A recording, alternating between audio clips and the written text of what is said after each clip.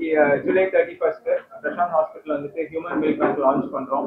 இது வந்து ரொம்ப ஒரு பெருமையான விஷயமா நாங்கள் நினைக்கிறோம். ஏன்னா பிரெஸ்ட் மில்க் தேவை நிறைய பேர் இருக்காங்க. ஸோ அதுல வந்துட்டு நாங்க பிரெஸ்ட் ஃபீடிங் வீக் முன்னிட்டு லான்ச் பண்றது ரொம்ப பெருமைப்படுறோம்.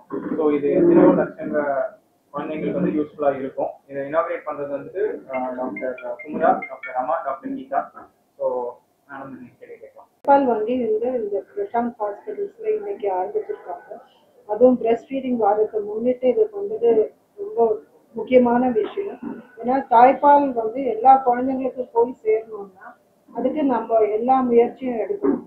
இப்போ குழந்தை பிறந்தோன்னு தாய்ப்பால் கொடுக்கறதுக்கு சில அம்மாக்களுக்கு முடியலனாலும் இல்லை குழந்தைங்களுக்கு குடிக்க முடியலனாலும் இந்த தாய்ப்பால் வங்கி இருக்கிறதுனால அந்த அம்மா கிட்ட இருந்தே எடுத்து அந்த பாலை வந்து அவங்களுக்கு டியூப் மூலமாவோ அது வழியாவோ கொடுக்கலாம். அது மட்டும் இல்லாம கொடுக்க முடியாத அம்மாக்களுக்கு இங்க மட்டும் இல்லாம இங்க பிறக்கிற ஆஸ்பத்திரி மட்டும் இல்லாம குழந்தைகள் மட்டும் இல்லாம அவங்க வெளி ஆஸ்பத்திரிக்கும் பிறக்கிற குழந்தைங்களுக்கும் அவங்க கொடுக்க முடியும். ஸோ இந்த மாதிரி வந்து குழந்தைங்களுக்கு தாய்ப்பால் வந்து பிறந்ததுல இருந்து 2 வயது வரைக்கும் கிடைக்க வேண்டியங்கிற ஒரு மெசேஜை வந்து இந்த மில்க் பேங்க் வங்கி தொடங்குறது மூலமாக அவங்க வந்து கட்டாயம் எல்லாருக்கும் தெரியப்படுத்திருக்காங்க. அது ரொம்ப வரவேற்கக்கூடிய ஒரு விஷயம். இந்த மாதிரி பண்றதுனால இங்க மட்டும் இல்லாம இங்க வர குழந்தைங்களுக்கு பேரண்ட்ஸ்க்கும் அவங்க சொந்தக்காரங்களுக்கும் இந்த விஷயம் பரவி சுற்றி இந்த வேலைச்சேரியை சுத்தி இருக்க எல்லாரும் தங்களோட குழந்தைங்களுக்கு தாய்ப்பால் தான் கிடைக்கணும் கொடுக்கணும் அப்படிங்கிற ஒரு முக்கியமான கருத்து வந்து நன்றாக பரவும் அப்படின்ட்டு நான் நம்புறேன்.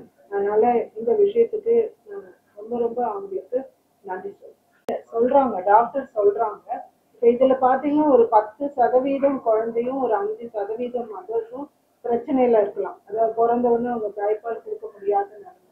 பட் அப்படி இல்லாதப்போ வந்து வேற ஒரு சில காரணங்களுக்காக அந்த வந்து அது தள்ளி போகுது. அதனாலதான் இப்ப வந்து அந்த அவேர்னஸ் வந்து நம்ம கான்சியஸா கடிகாரத்தை பார்த்து இப்ப இந்த குழந்தைக்கு எவ்வளவு நேரத்துக்குள்ள தாய்ப்பால் கிடைக்குதுன்னு ஒரு ஆஸ்பத்திரியை மானிட்டர் பண்ண சொல்றோம். அப்ப அதுல வந்து ஏன் அந்த மாதிரி லேட் ஆகுது, முக்கியமா சிசேரியன் செக்ஷன்ஸ்ல அது ஆகுது அப்படிங்கிற காரணத்தை கண்டுபிடிச்சு இப்போ அம்மாவுக்கு ஆப்ரேஷன் ஆனா கூட ஆப்ரேஷன் தியேட்டர் உள்ளேயே அந்த குழந்தைக்கு தாய்ப்பால் ஆரம்பிச்சுட்டு அதுக்கப்புறம் அனுப்பணுங்கிற வந்து ஒரு முக்கியமான கருத்து வந்து எல்லா டாக்டருக்கும் எல்லா ஹெல்த் ஒர்க்கர்ஸ்க்கும் இப்போ வலியுறுத்திட்டு இருக்காங்க. அதனால அது இம்ப்ரூவ் ஆயிருக்கு. முதல்ல பாத்தீங்கன்னா நம்ம இது கம்மியா தான் இருந்தது. இப்போ இந்த NFHS 5ல வந்து அது 2021 பண்ணது. ஆனா இந்த 3 வருஷத்துல கட்டாயம் இம்ப்ரூவ்மெண்ட் ஆயிருக்கும். ஏன்னா எல்லா கவர்மெண்ட் மட்டும் இல்லாம பிரைவேட் ஆஸ்பத்திரியும் இது ரொம்ப முழு முயற்சியோடு சேர்ந்து அதை பண்ணிட்டு இருக்காங்க. அதனால இது வந்து கட்டாயம் இம்ப்ரூவ் ஆகும். ஆனா அது அந்த இம்ப்ரூவ்மெண்ட்டுக்கு உங்ககிட்ட இருந்து எங்களுக்கு ஒத்துழைப்பு தேவைப்படும். ஏன்னா இந்த மெசேஜை வந்து எங்களை விட நிறைய பேருக்கு கொண்டு செலுத்தக்கூடியவங்க நீங்க. இந்த மெசேஜை சொன்னா இந்த அம்மாவே என்னை வந்து ஏன் நீங்க 1 மணி நேரத்துக்குள்ள என் குழந்தைகிட்ட பால் கொடுக்கலன்னு கேட்கிற அளவுக்கு அவங்களுக்கு அவேர்னஸ் கிரியேட் பண்ணணுங்கிறது எங்களோட. இந்த அம்மாவும் தாய்ப்பால் கொடுக்குற அம்மாவும் கொடுக்கலாம். அவங்களுக்கு வந்து சில ஸ்கிரீனிங் பண்ணணும், அவங்களோட ஹெல்த் வந்து சரியா இருக்கா அப்படின்னு. அப்புறம் சில டெஸ்ட் பிரெக்னன்சிலேயே அவங்களுக்கு டெஸ்ட் எல்லாம் பண்ணிருக்கோம். ஏன்னா பால் வழியாக எந்த ஒரு நோயும் அடுத்த குழந்தைக்கு போகக்கூடாதுன்னு ரொம்ப முக்கியமாக நாங்க கவனம் செலுத்துறோம். ஸோ அந்த ஸ்கிரீனிங் பண்ணி அந்த அம்மாவுக்கு அவங்க அந்த தாய்ப்பால் கொடுக்கறதுக்கு ஃபிட்டான்னு அவங்க பார்த்துட்டு அதுக்கப்புறம் அவங்க கொடுக்கறதுக்கு முன்னாடி அவங்க குளிச்சுட்டு வரணும், ஹேண்ட் வாஷ் பண்ணணும், அப்புறம் பிரெஸ்ட் பம்ப் வந்து ரொம்ப கிளீனா இருக்கணும். ஸோ அந்த மாதிரி ஹைஜீன் பார்ட்டை டேக் கேர் பண்ணிட்டு அதுக்கப்புறம் அதை ப்ரோசஸ் பண்ணி அதே மாதிரி ஸ்டோரேஜும் -20ல தான் வைக்கணும். ஸோ -20ல வைக்கும்போது அது 6 மாதம் வரைக்கும் அந்த தாய்ப்பாலை நம்ம பயன்படுத்தணும். ஸோ அந்த மாதிரி இந்த ப்ரோசஸிங் வந்து சாதாரண அப்படி பால் எடுத்து அப்படி கொடுக்கறது கிடையாது. ஸோ அந்த பால் எடுக்கிறதுக்கும் நிறைய ப்ரோட்டோகால்ஸ் இருக்கு. அதுக்கப்புறம் அது ப்ரோசஸ் பண்றதும் பாஸ்டரைசேஷன் வந்து 62.5 டிகிரிஸ்ல 30 மினிட்ஸ் வரைக்கும் அது பாஸ்டரைஸ் ஆயிட்டு அதுல இருந்த நோய் கிருமிகள் நோய் இதெல்லாம் கொல்லப்பட்டு அதுக்கப்புறம் தான் குழந்தைக்கு கொடுக்கப்படுது. சேல்ஸ் பண்றதுன்றது கிடையாது. இப்போ வந்து நேஷனல் கைட்லைன்ஸே வந்துருச்சு. 2017ல இந்த காம்ப்ரிஹென்சிவ் லாக்டேஷன் மேனேஜ்மெண்ட் சென்டருக்கு மினிஸ்ட்ரி ஆஃப் ஹெல்த் கைட்லைன்ஸ் கொடுத்துட்டாங்க. இப்போ next level of quality control எப்படி பிளட் பேங்க்ஸ் ஆரம்பிச்ச பிறகு குவாலிட்டி கண்ட்ரோல் பண்ணி அதுக்கப்புறம் லைசன்சிங் பண்றாங்களோ அதே மாதிரி இதை பண்ணியிருக்காங்க. அக்கார்டிங் டு FSSAI ஆக்ட் படியும் இந்த தாய்ப்பாலை விற்கக்கூடாதுன்னு அந்த இது திட்டம் கொண்டு வந்திருக்கோம். ஸோ அந்த ப்ராசஸ் எல்லாம் போயிட்டு இருக்கு. ஸோ மில்க் பேங்க் ஆரம்பிக்கிற ஒருத்தருக்கும் இந்த எல்லா கைட்லைன்ஸ் கொடுக்கப்படுகிறது. மினிஸ்ட்ரி ஆஃப் ஹெல்த் இப்போ நெக்ஸ்ட் இப்போ நிறைய இப்போ கிட்டத்தட்ட 200 மில்க் பேங்க் கண்ட்ரியில வந்தது. ஃபர்ஸ்ட் மில்க் பேங்க் இந்தியாவில் மும்பையில் சயம் ஹாஸ்பிட்டல் 1989 வந்துச்சு. அதுக்கப்புறம் இப்போ ஒரு 200 மில்க் பேங்க்ஸ் வந்து அக்ராஸ் த கண்ட்ரி வந்துருக்கு. ஸோ அதுக்கெல்லாம் இப்போ ஒரு ஸ்டாண்டர்டைசேஷனுக்கு மானிட்டரிங்க்கு அங்கேருந்து ஒரு டீமும் வரப்போறாங்க. ஆல்ரெடி இப்போ ICH எல்லாம் அவங்களுக்கு டெல்லியிலேருந்து ஒரு டீம் வந்து இன்ஸ்பெக்ட் பண்ணி அவங்க கிட்ட மில்க் பேங்க் எப்படி நடத்தப்படுகிறதுங்கிறது ஆய்வெல்லாம் நடத்திட்டு இருக்காங்க. ஸோ அதனால அங்கேருந்து மினிஸ்ட்ரி ஆஃப் ஹெல்த்லேருந்து ஆய்வு வந்து பண்ணுவாங்க. இந்த பிரைவேட் மில்க் பேங்காக இருக்கட்டும், கவர்மெண்ட் ஹாஸ்பிட்டல் இருக்க மில்க் பேங்க் இருந்தாலும் அதை ஆய்வுபடுத்தி அது கரெக்ட் ஸ்டாண்டர்டில் அது ஃபங்க்ஷன் ஆகுதான்னு மானிட்டரும். 4 hours வச்சிருக்கலாம். ஃப்ரிட்ஜுக்குள்ளே வச்சாக்கா 24 to 48 hours வச்சிருக்கலாம். அதை வந்து குழந்தைக்கு கொடுக்கறதுக்கு முன்னாடி ஒரு ஹாட் வாட்டர் பாத்குள்ளே நேரடியாக அதை சூடு பண்ணக்கூடாது. ஹாட் வாட்டர் பாத்குள்ளே வச்சு பண்ணலாம். அப்புறம் ஃப்ரீசரில் வச்சாக்கா 1 week அந்த மாதிரி. இங்கே வந்து கலெக்ட் பண்ணுறதை வந்து அவங்க பாஸ்டரைஸ் பண்ணி ஃப்ரீசிங் இதில் வைப்பாங்க. அதுக்கெல்லாம் பெரிய ப்ரொசீஜர் இருக்குது. நம்ம எக்யூப்மெண்ட்ஸ் எல்லாமே இருக்கணும். -20 degreesல ஃப்ரீஸ் ஆகிருந்ததுன்னா 6 months. 6 months. Pasteurize 6 months. Unpasteurize awareness கொஞ்சம் பெட்டராக தான் இருக்கு.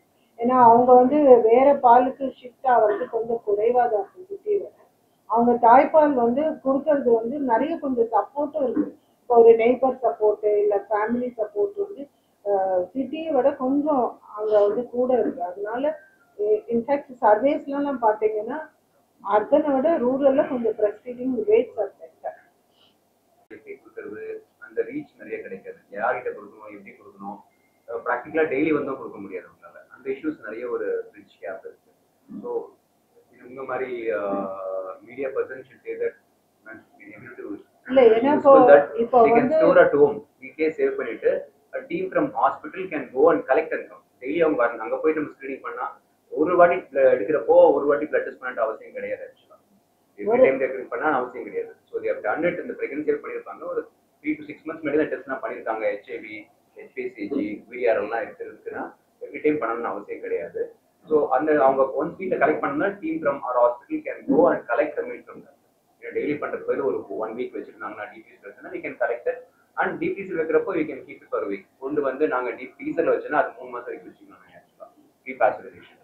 அதுக்கப்புறம் நம்ம ஸ்டாப் பண்றது உருக வச்சு இந்த பாஸ்டரைசேஷன் ப்ராசஸ் மேடம் சொன்ன மாதிரி 2.5 degrees சென்டிகிரேட் ஒரு 30 minutes ஷேக்கிங் மெத்தட். இது மேலே பார்ப்பீங்க, இந்த விஷயம் பார்ப்பீங்க. ஷேக் பண்ணிட்டே இருந்த டெம்பரேச்சர்ல அது என்ன பண்ணும், கிருமி எல்லாம் கொண்டுடும். இந்த கெட்ட கிருமி எல்லாமே கொண்டுடும். கொண்டதுக்கு அப்புறம் அதையும் கல்ச்சர் அனுப்பிச்சு பார்ப்போம். கல்ச்சர்ல கிருமி தான் வளருதா அப்படின்ட்டு. பாஸ்டரைஸ் பண்ணியும் வளர்ந்துச்சுன்னா அந்த மில்கை யூஸ் பண்ண மாட்டோம், டிஸ்கார்ட் பண்ணிடுவோம்.